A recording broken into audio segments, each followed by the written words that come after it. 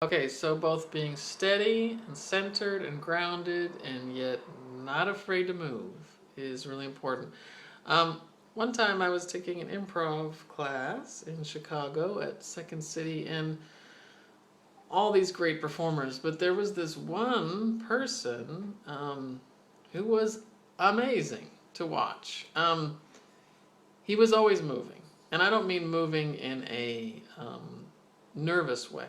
He just moved and spoke and just was very, his energy was exuded um, in his mind and body. I mean, he whatever thoughts he was thinking, whatever ideas he had, they were expressed immediately in his body, and that's what I would encourage you to do. That again, nervousness can make you not move. It can make you control yourself too much. So push yourself. Push yourself to go beyond that. So when you're actually up there and the nerves set in, you'll still have that muscle memory of, oh, I can still move up here. I don't have to be frozen. So, and again, practicing it by exaggerating it. So, it's a little bit hard with a video. Now, when I talk about defining the terms, I don't necessarily mean choosing which of the Oxford English Dictionary's 8 definitions of marriage to use. The dictionary simply offers the literal meaning of the word, its denotation. Wayne does something different. He redefines the connotation of the word, the unconscious thoughts that the term sparks in people's minds. Garth has teased Wayne by asking whether he plans to marry his girlfriend. To Garth, marriage connotes something adult and mushy. Wayne's reply erases whatever marital image Garth has in his mind and replaces it with criminal justice. Now that is clearly ridiculously over the top, but it just frees you up. So again, when you're actually doing it, you might remember some of that. The last thing is simply pausing and pacing or rate. You can speak really, really fast normally. You get up there, the nerves set in, you're probably going to speak even faster. Or you can speak more methodically and slowly. Either way, whatever your tendency seems to be, it doesn't hurt to vary it. Because just like being monotone, always having the same speed all the time can get tiring. And you also want to be able to modulate your speed depending on your audience. A younger audience might want you to pick up the pace a little bit. An older audience might want you to slow down a little bit. So being able to be flexible and adaptable is important. And pausing is good. It does not hurt.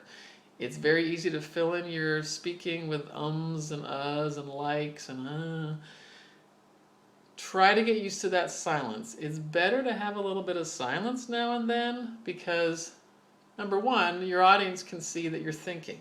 You're actually thinking about what you're saying.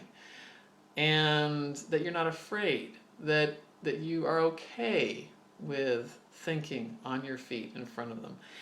And pausing is good because it adds dramatic effect. Wait.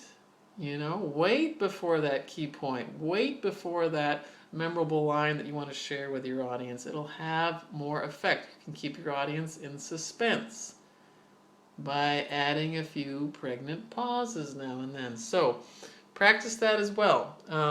Pauses and speed. With the speed yourself up, slow yourself down. Now, when I talk about defining the terms, I don't necessarily mean choosing which of the Oxford English Dictionary's 8 definitions of marriage to use. The dictionary simply offers the literal meaning of the word. Just vary it. Or pauses. Don't accept your opponent's definition. Come up with your own instead. That way, you sound as though you agree with your opponent's argument even while you cut the legs out from under it.